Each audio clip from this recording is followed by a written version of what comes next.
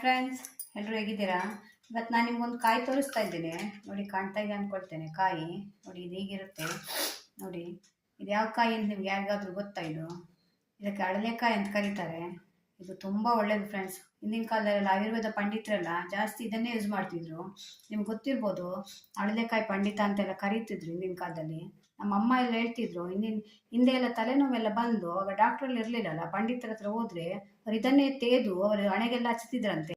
ನಾನಿವಾಗ ಇದರಿಂದ ಏನೆಲ್ಲ ನಿಮ್ಗೆ ಉಪಯೋಗ ಅಂತ ಹೇಳ್ತೀನಿ. ಇದು ತುಂಬ ಒಳ್ಳೆ ರೀತಿಯಲ್ಲಿ ಕೆಲಸ ಮಾಡುತ್ತೆ.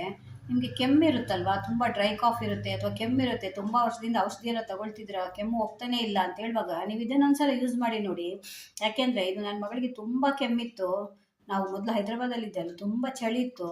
ಅವಳಿಗೆ ಎಷ್ಟು ವರ್ಷದಿಂದ ಕೆಮ್ಮಿತ್ತು ಅಂದರೆ ನಾನು ಎಷ್ಟು ಔಷಧಿ ಮಾಡಿದರೂ ಕಮ್ಮಿ ಆಗಲಿಲ್ಲ. ಆದರೆ ಈ ಒಂದು ಹಳಲೆಕಾಯಿಂದ ಅವಳಿಗೆ ಪರ್ಮನೆಂಟ್ ಆಗಿ ಕೆಮ್ಮು ಹೊರಟೋಗಿದೆ. ಅದಕ್ಕೆ ನಾನು ಇವಾಗ ನಿಮಗೆ ಇದರಲ್ಲಿ ಹೇಳ್ತಾ ಇದ್ದೇನೆ. ಇದರಲ್ಲಿ ಯಾರಿಗಾದ್ರೂ ಒಬ್ಬರಿಗೆ ಹೆಲ್ಪ್ ಆದರೂ ಒಳ್ಳೇದಲ್ವಾ. ರುಚಿ ಹೇಗಿರುತ್ತೆ ಅಂದರೆ ಒಗರಾಗಿರುತ್ತೆ ಮತ್ತು ಒಂದು ಸ್ವಲ್ಪ ಕಹಿ ಇರುತ್ತೆ. ನೀವು ಇದನ್ನು ಹೇಗೆ ಉಪಯೋಗಿಸ್ಬೇಕು ಅಂದರೆ, ಇದನ್ನು ನೋಡಿ ಈ ರೀತಿ ಕಟ್ ಮಾಡಿ ಇಟ್ಕೊಂಡಿರಬೇಕು. ಸಣ್ಣ ಸಣ್ಣ ಕಟ್ ಮಾಡಿ ಇಟ್ಕೊಳ್ಳಿ. ನೋಡಿ ಈ ರೀತಿ ಇದು ಒಂದೊಂದು ಪೀಸ್ ತಗೊಂಡು, ಚಿಕ್ಕ ಚಿಕ್ಕ ಪೀಸ್ ಇದೆ ನೋಡಿ, ಇದನ್ನು ದವಡೆಯಲ್ಲಿ ಇಟ್ಕೊಳ್ಬೇಕು. ನೀವು ಒಂದು ಕೆಮ್ಮು ಬರ್ತಿದೆ ರಾತ್ರಿ ಎಲ್ಲ ಅಂದರೆ ರಾತ್ರಿ ದವಡೆಯಲ್ಲಿ ಇಟ್ಕೊಂಡ್ರೆ ಅದು ನಿಮ್ಮ ಬಾಯಿ ಎಂಜಲಿಗೆ, ಆ ನೆಂಜಲ್ ನೀರಿಗೆ ದಪ್ಪ ಆಗುತ್ತೆ. ಇದು ಬೆಳಿಗ್ಗೆ ನೀವು ಅದನ್ನು ಉಗುಳ್ಬೋದು.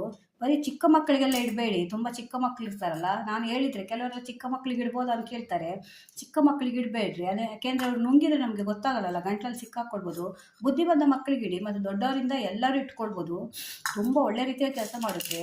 ಆಗ ಹೋದ ಕೆಮ್ಮು ಅವಳಿಗೆ ಪರ್ಮನೆಂಟ್ ಆಗಿ ಹೋಗಿದೆ. ಇಲ್ಲಿವರೆಗೂ ಕೆಮ್ಮು ಬಂದಿಲ್ಲ, ಅಷ್ಟು ಕೆಮ್ಮಿತ್ತು ಅವಳಿಗೆ. ಅದರಿಂದ ನಿಮ್ಗೆ ಇದನ್ನು ತೋರಿಸ್ತಾ ಇದ್ದೀನಿ. ಮತ್ತು ಇದು ಇನ್ನೊಂದು ಇದರ ಉಪಯೋಗ ಏನು ಅಂದರೆ, ನಿಮಗೆ ಇದನ್ನು ನಾವು ದವಡೆಯಲ್ಲಿ ಇಟ್ಕೊಳ್ಳೋದ್ರಿಂದ ಅದೇನಾಗುತ್ತೆ ಅಂದರೆ ನಮ್ಮ ಬಾಯಿ ಎಂಜಲ್ ನೀರಿಗೆ ಅದು ಊರಿ ದಪ್ಪ ಆಗುತ್ತೆ. ಆಗ ಅದರಿಂದ ನೀರು ಬರುತ್ತಲ್ಲ, ಅದು ನಮ್ಮ ಗಂಟ್ಲಿಗೆ ಹೋಗುತ್ತೆ. ಆ ಗಂಟ್ಲಿಗೆ ಹೋಗಿ ಅಲ್ಲಿರೋ ಕ್ರಿಮಿನ ಇದು ಕೊಲ್ಲುತ್ತೆ. ಅದರಿಂದ ನಮಗೆ ಅದು ಕಡಿಮೆ ಆಗುತ್ತೆ ಕೆಮ್ಮು.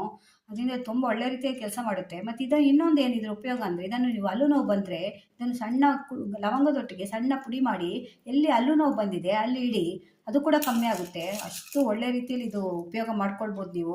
ಅದು ಇದ್ರ ಬಗ್ಗೆ ಯಾರಿಗೂ ಇನ್ನೂ ಗೊತ್ತಿಲ್ಲ. ತುಂಬ ಜನ ಇದನ್ನು ಯೂಸೇ ಮಾಡಲ್ಲ. ಇದು ನಿಮಗೆ ಎಲ್ಲ ಕಡೆ ದಿನಸಿ ಅಂಗಡಿಯಲ್ಲಿ ಮತ್ತು ಗ್ರಂಥಿಗೆ ಅಂಗಡಿಯಲ್ಲಿ, ಆಯುರ್ವೇದ ಅಂಗಡಿಯಲ್ಲಿ ಎಲ್ಲ ಕಡೆ ಸಿಗುತ್ತೆ.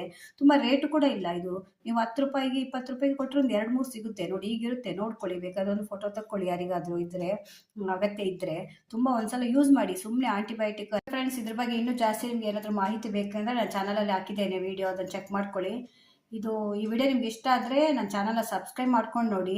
ಇದೇ ರೀತಿ ಇನ್ನೂ ಮನೆಮದ್ದುಗಳ ಬಗ್ಗೆ ಹೊಸ ಹೊಸ ವಿಡಿಯೋ ತೊಗೊಂಡು ನಾನು ಮತ್ತೆ ಬರ್ತೀನಿ. Bye friends.